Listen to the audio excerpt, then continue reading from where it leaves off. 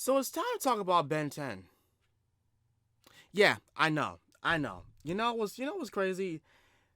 These three videos about Ben 10 by Billiam have been requested to me for a long while now. A certain person by the name of Barath, a proud member of Sakurai clan. I don't know if he's still a member. I haven't heard from him in a while, but he really enjoys Ben 10. And I don't blame him because Ben 10 is freaking awesome. But he's been wanting me to talk about Ben 10 for so long. And I would be doing it a disservice if I wasn't going to talk about it. Even though I said I was going to. Was like, okay, well, Rio, when the hell you want to talk about it? Today we're going to talk about it. As I stated before, a long time ago on here, I only watched the first show of Ben 10, the original Ben 10, right? And then I watched Ben 10 Alien Force when he had grew up. And now that these three videos have come to light, and another video that you guys have sent me, it's another video. I'm gonna have to find it in the mentions. I haven't really been up on the knowledge of Ben 10, but I know that he's strong. But without further ado, let's cut the bullshit and let's just get to reacting to this. Ben 10 is a classic by Billiam.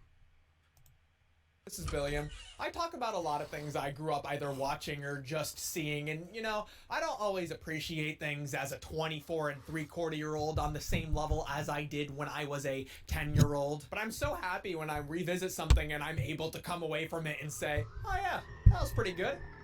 Ben 10 was pretty good. Ben 10 is an American cartoon which originally aired on Cartoon Network in 2006. Ben 10 is 10, and in 2006, I was 10. Whoa, cool. The show is about Ben Tennyson, who's spending the summer on a cross-country road trip with his grandpa Max and his cousin Gwen. Ben witnesses something fall from space, only for it to be an alien-made device which permanently straps itself on Ben's wrist, giving him the power to genetically transform into 10 different super-powered aliens. All you do is press this button. Then when the ring pops up, just twist it until you see the guy you want to be. Slam it down and bam! You're one of 10 super cool alien dudes! Ben, Gwen, and Grandpa travel across the country while using Ben's powers to stop crime and evade a number of weird aliens and weird alien robots who aim to kill Ben and take the watch. Ben 10 is a show that really grew on me as it continued to go on. I didn't love it from the first episode, but by the time the finale aired, I was totally on the hype train. I liked Ben, Gwen, Grandpa, Forearms. I just thought it was cool, and that enthusiasm for the series continued on through while I watched the sequel series, Ben 10 Alien Force, which I did follow through while it was airing until the end. I didn't watch the other two sequel shows or the reboot, and unlike things like Avatar: The Last Airbender, I haven't gone back to rewatch it at all. But revisiting it, it's simply just a really fun and charming show with an engaging storyline that unfolds throughout its 51 episodes. So let's watch Ben 10 and appreciate it for the classic show it is. Special thanks to Raycon for sponsoring this video. Raycon has been disrupting the premium true wireless earbud market by offering aliens. But ultimately, early concepts for Ben 10 showed a young in writing action creative group Man of Action, an entertainment company founded by comic book writers Joe Casey, Joe Kelly, Duncan Rello, and Stephen T. Siegel. Man of Action specializes in writing action stories. Other than Ben 10, they also worked on Generator Rex, the Bakugan reboot, and they'll be working on the upcoming Sonic Prime show on Netflix. Oh, really? The concept for Ben 10 showed a young boy with a pretty standard-looking wristwatch, which could turn into 10 different superpowered heroes, but slowly and surely the concept shifted away from humans to creatures and humanoid aliens. But ultimately, they went with the creative choice to make all the different transformations aliens with unique different body plans. In the first episode, we meet Ben Tennyson. He's 10 years old and has the heart of a hero, but he's a little twerp, so he gets beat up instead. Damn, dude. Sucks that you can't, turn into some sort of big monster with 4 huge arms and beat the shit out of those 11-year-olds. Meanwhile, in space, the piece of technology at the center of an intergalactic conflict has been sent to Earth in an attempt to prevent it from falling into the hands of the evil Vilgax. A real comic book space warlord Thanos, but with a squid on his head type. He's the big bad guy, like 9 feet tall, but he gets a little up in episode 1, so he's got to send some robots down to Earth to retrieve the Omnitrix, which is horrible because that robot took some alien's job. Hey, I'm on fire, and I'm okay. Check it out. I'm totally hot. Ben transforms into a few aliens and tells Grandpa and Gwen about the robots. Grandpa's acting a little sus. He's gonna stay a monster forever? He's not a monster. He's an alien. Like maybe he knows what this is all about? I mean, well, look at him. However, the stars of the show, or rather the star of the show, is 10-year-old Ben 10 and his 10 different alien transformations, all of which retain his personality. This is what made Ben 10 cool. Sure, Danny Phantom was cool because he had, you know, ghost powers, but ghost powers was just one of Ben's 10 powers. He could just turn into ugly Danny Phantom anytime he wants. Ben 10's the cop-out answer when somebody asks you what superhero you'd want to be, because he's like every single superhero, conveniently in a watch. But like, yo, actually though, under the circumstances that I do get an opportunity to have superpowers, I'm not gonna be above giving a cop-out answer. I will be Ben 10. There's Heat Blast, Wild Mutt, the hulking forearms, Rip Jaws, Diamond Head, Ghost Freak, Upgrade, who can take over computers and machinery, Gray Matter, a big brain with a little frame, The Fly, with the power to spit goo, Stinkfly, and the super fast XLR8. Accelerate, I get it. The aliens in Ben 10 are just so cool, and it does so much world building right from the first episode. These aren't a bunch of random superheroes that Ben can turn into that are exclusive to him. These are alien species that exist somewhere out in space. Vilgax sends a bunch of bounty hunters to Earth to kill Ben and collect the watch, but one of them turns out to be a double agent. Hold on.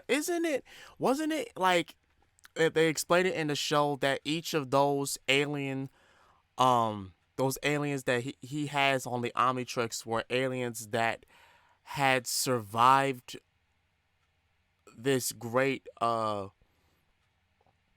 this crazy catastrophe.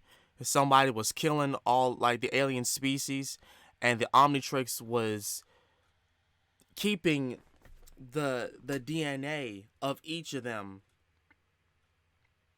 in that watch.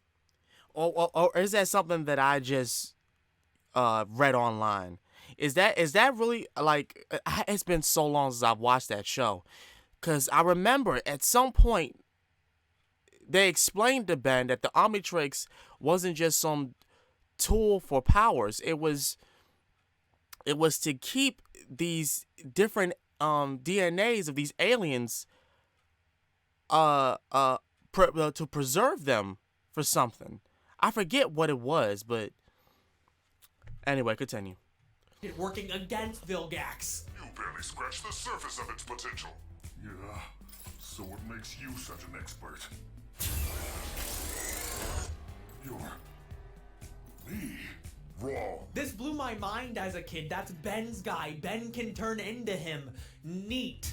I like this detail in season 2. Ben is a child, so naturally some of his alien transformations look younger than other ones we see. Look at these older versions of Wild Mutt. Just horrendously disgusting. Please get that out of here. Oh, wow. What are you doing? Science experiment. I'm trying to figure out which alien can hawk the best loogie. The aliens are all played by a variety of voice actors, but the cool thing is they're all playing Ben. But really, it's all in a day's work for...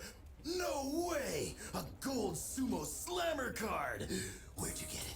I've been searching all over for that! Ben can be a real brat, and his cockiness can absolutely be intolerably obnoxious. But I get why they want Ben to be this way. When Ben is acting like a brat, I just want to toss him into the trash compactor. But when it's the big, hulking, alien superhero, it's kind of funny. Yeah, well, you're not the boss of me. He wants to show off, goof off, and take advantage of the benefits of being a superhero and having superpowers. He's 10 years old, and I feel like it's a pretty good representation for how a lot of 10-year-olds would act given this power. We meet the different aliens slowly, a couple at a time throughout the first few episodes, because Ben can't just transform into whoever he wants when he wants. The watch has a 10-minute limit and a 10-minute cooldown time in between uses, so Ben is often left with only seconds left to do what he needs to do, or finds himself in danger before the watch can be used again. When Ben gets into a fight, usually he wants to go for the super strong forearms because like 90% of the problems he has in the show could be solved if he could just, break the bad guy's face open. But the watch doesn't always do what Ben is trying to get it to do. Very frequently, he gets the wrong hero. Stupid watch. This really bugged me as a kid. I think I just wanted to see the cool action all the time, but I think it actually makes the show a whole lot more interesting. Ben often has to find a clever way to solve the situation in an often less than ideal scenario, which allows for really creative and fun solutions. The action in the show is always exciting. There's so much weight behind the bigger characters, and they're always being clever with how to choreograph action. I think the reason why the Omnitrix tricks Ben into changing it into the other heroes rather than the hero that he wants is because the Omnitrix is not, like I said, it's not just some tool. I think it was trying to teach him how to deal with certain situations instead of always going through the same tactic, to use different tactics and strategies in these situations. Because the Omnitrix has more than just 10 aliens. For what we realize later on in the show, it's packed with a whole bunch of other aliens that he hasn't unlocked yet. So I think the Omnitrix is forcing Ben to use these different aliens so that he can fight better, which is what happens actually. Whatever environment they're in. Like here, Wild Mutt is inside a meat packing plant. He has to move around on these hooks hanging from the ceiling, but his weight keeps breaking them, so he has to continue on moving. Well, the focus of the series is definitely Ben and his alien transformations. This was marketing, a ton of toys after all. I think the grounded heart of the series comes from the relationship between Ben and Gwen and Grandpa Max. What is she doing here? Take it easy, dweeb. This wasn't my idea.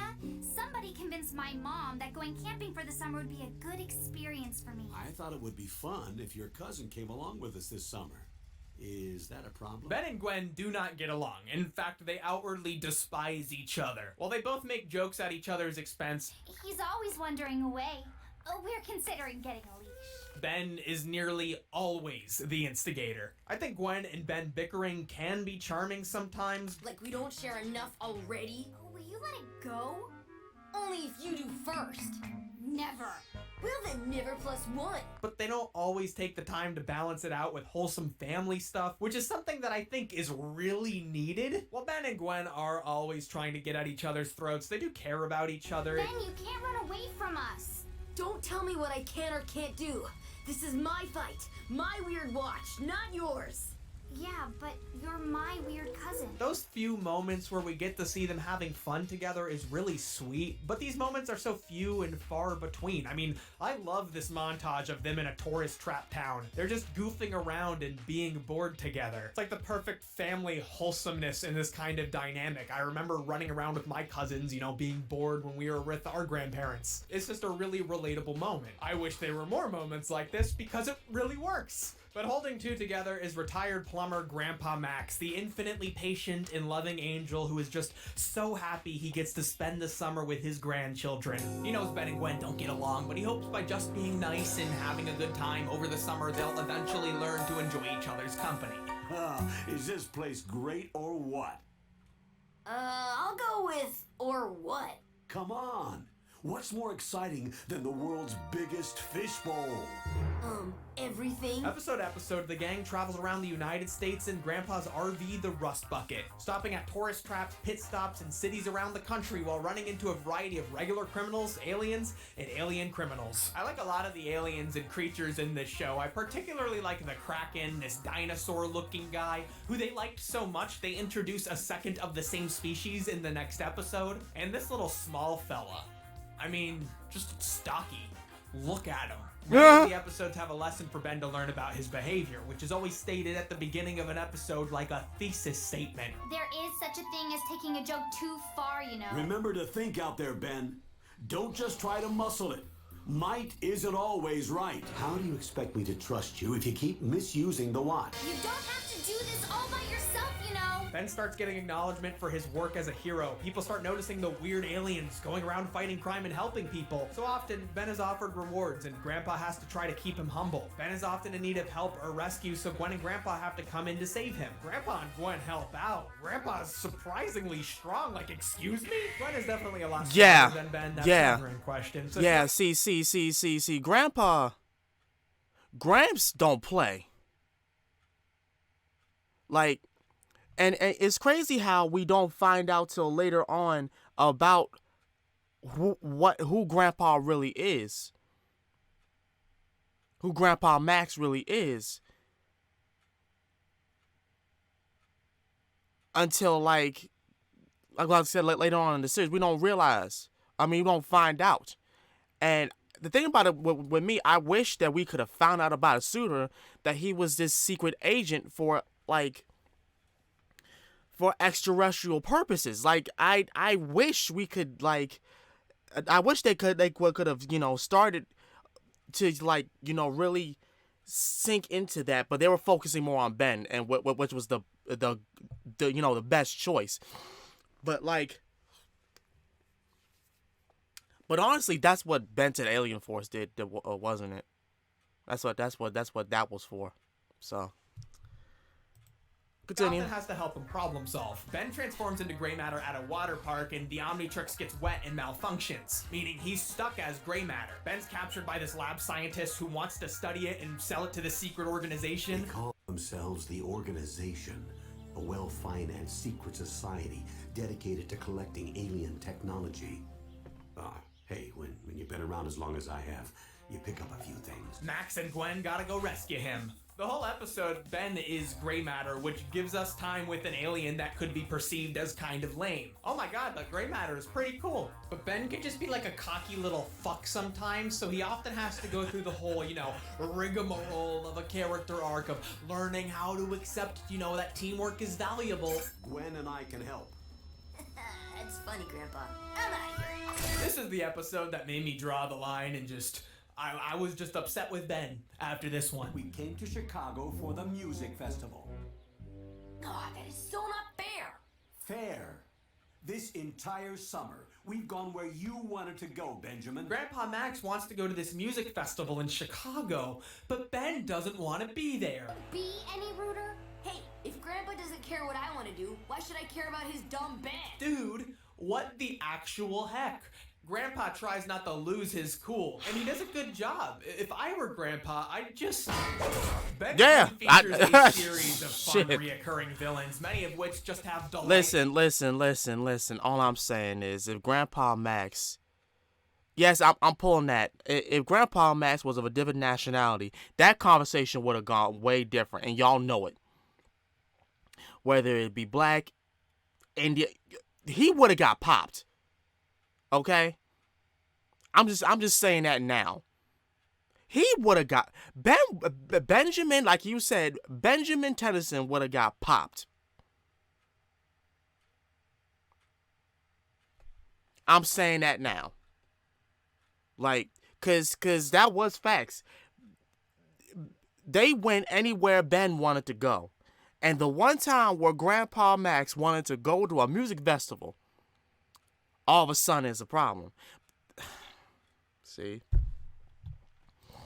Fully bland names. There's Dr. Animo, the mad scientist who controls and the genetically mutated animals. A wizard named Pexlord, whose niece is Charmcaster. And Ben's arch nemesis with the most shitpost name there is, Kevin 11.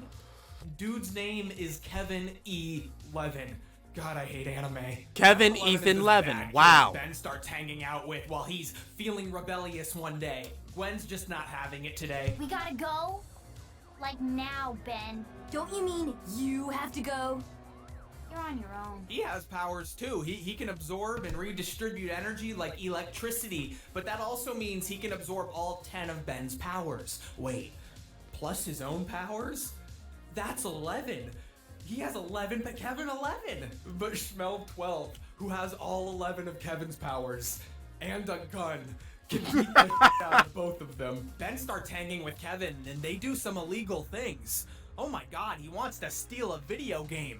They break into the warehouse to steal it, and oh my god, look at all this police presence. All for what? To protect corporate profit? Oh yeah, that all makes sense. Yeah. When Kevin casually suggests he and Ben can redirect the train line to, you know, crash and murder the dozens of people on it, Ben draws the line. Which, let's be clear, that's a real low bar for judging Ben as a good person. Grandpa's glad Ben chose to do the right thing, but not all is good. I'm sorry, Grandpa, for everything. I know you are. You're my grandson, and nothing will ever change that.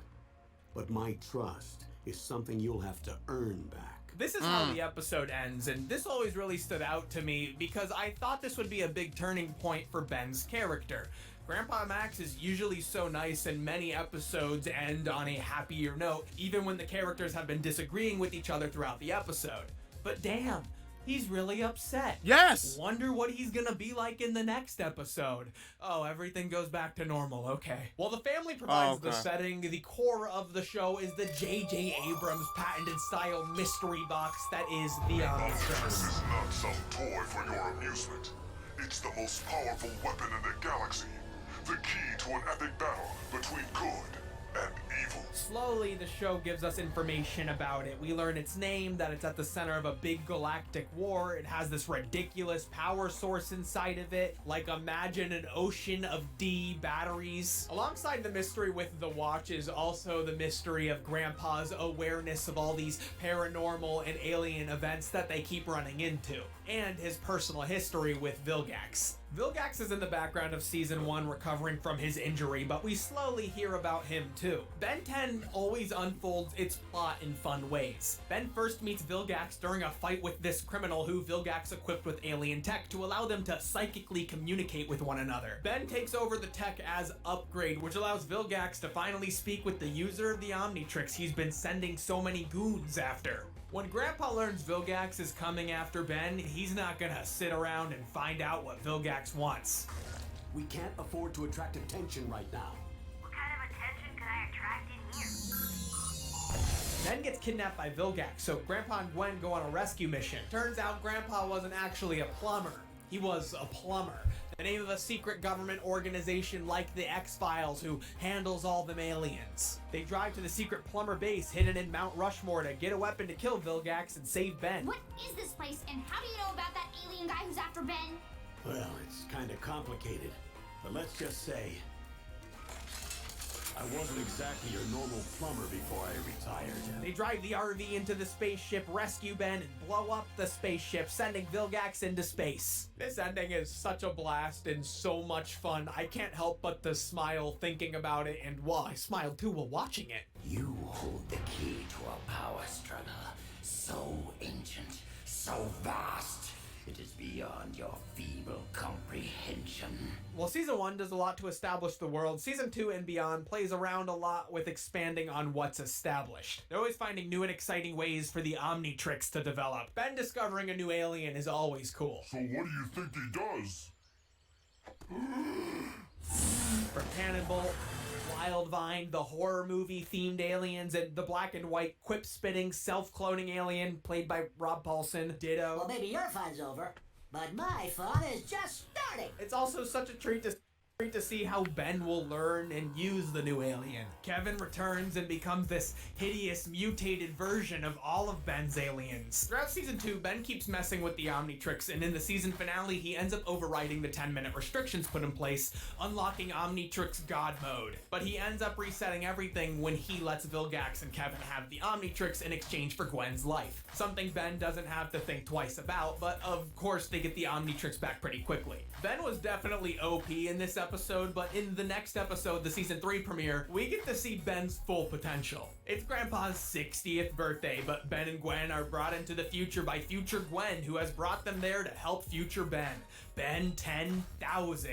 Yeah, but how are you gonna beat Kevin 11 million? You ever thought of that? Turns out, Ben is a jerk in the future. It's Grandpa's 80th birthday, and Ben doesn't want to go hang out with him? God, it looks like Ben never changes. Ever. Future Gwen is like, Ben, can you help your future Ben not be a jerk? But she just sort of forgot that this Ben was a jerk too. I am such a jerk! But he's a jerk and he laughs and has fun about it. So future Ben realizes the errors of his way and goes to see Grandpa and also gives them a box to give to their grandpa. Oh, here, take this. What is it? Something I should have gotten Grandpa 20 years ago. I mean, we got you a cake. Happy birthday, Grandpa. Oh my god, it's a cake for his birthday. I'm gonna cry. But I think the coolest Omnitrix development is when Ghost Freak breaks out. Oh, Early on, yeah, I Ben makes remember that, the comments Ghost about Freak feeling arc. weird when being Ghost Freak. And in this episode, the alien actually breaks out of the watch and Ben can no longer turn into him. Was never you. An ectoneurite's consciousness exists even in a few strands of DNA. When the sample was taken for the Omnitrix, I was trapped inside.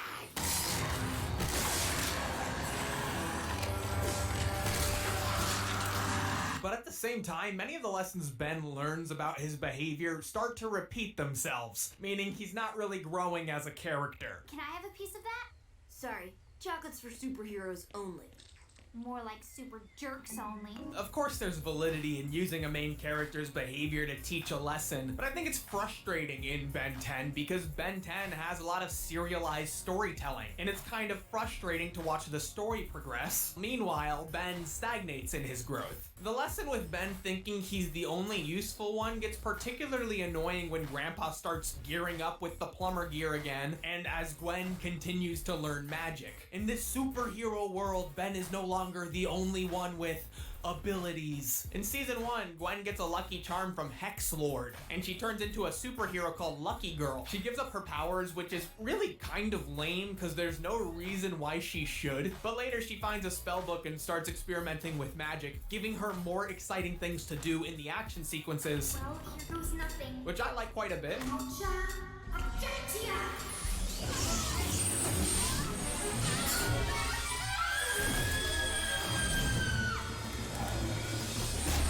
And then there's this new layer of uncovering Grandpa's history with the plumbers. He fought Vilgax, like not only regular fight, but he like strapped them to a nuclear bomb and, sent them up, and Grandpa is still cool, but Grandpa was really cool. Don't you ever regret not being the first man on the moon?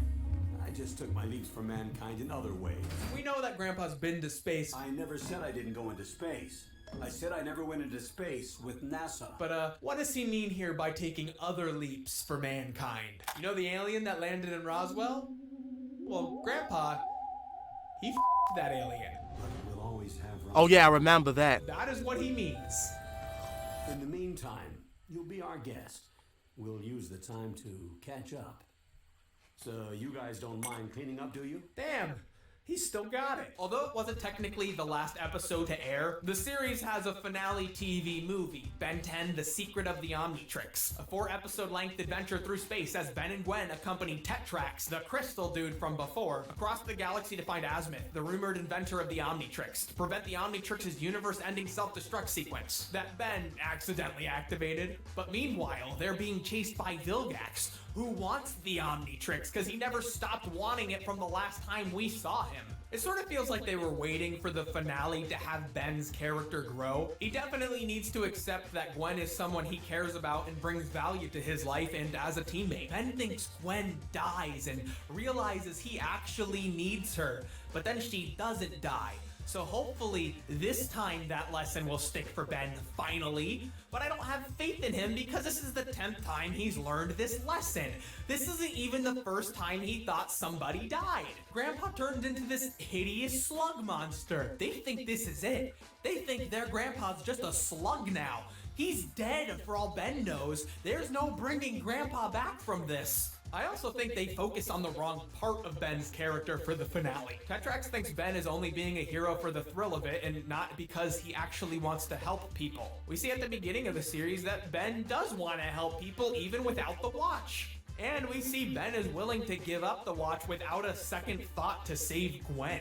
So to me, this character arc really only reads as Ben feeling the need to prove himself to Tetrax, who was like dunking on Ben when they first met earlier. I am a noble warrior. You are an impulsive annoyance. I just want to make it clear that a lot of the time when I'm talking about Ben's character, that doesn't mean I'm not enjoying the show. This finale movie is exciting and fun and great, just like the season 1 finale. And I feel that way about a lot of the show. I really enjoy Ben 10, that's not the question. I just gotta find something to talk about in this video, don't I? So he meets Azimuth and defeats Vilgax at the end with the use of a new hero. Vilgax is 9 feet tall, well, this guy's 11 feet tall. See you later, Vilgax. I think the line of thought with Ben as a character was that it's funny and entertaining to see the cocky, juvenile hero. And I do agree with that a lot. But I think there was a maturation needed on the meanness aspect, at least, for the character. And while we do see Ben grow and mature in the sequel series, that show abandons the heartwarming road trip with Grandpa format. And although I remember really liking Alien Force, I wish we got to see him grow and change more meaningfully throughout the course of the original show. Because I do want to see Ben learn to be appreciative and outwardly caring toward Gwen and Grandpa, and not just as a result of him learning a lesson at the end of the episode. But this isn't where Ben 10 ends. There's like 10 other Ben 10 shows. There's like others that I'm gonna talk about, along with the live action movies. Yeah, so I'm gonna get to those next, and I'm not looking forward to that one. So yeah, I'm tired, I'm stressed. I'll see you. I didn't like the live action. I didn't. I really didn't. I thought that was just unnecessary, and there's probably people who like it, but it was around the time when Cartoon Network was doing that experiment of trying to do live action shit, and I was just not for it. I was just not for it. And I know people were probably pumped to see the aliens come, to actual live action, but at the same time, I still wasn't. Y'all gotta understand, I don't really care about live action like that. I grew up with animation, and I'm gonna stick with animation till the day I leave this earth. So, that being said, Ben 10, I love Ben 10. I skimmed parts for Ben 10 Alien Force, but we're gonna look at that in the next video. Till then, this has been Master of Sakurai. I will see y'all again next time, and I hope you guys are doing okay. All right? I'll see you later. Peace.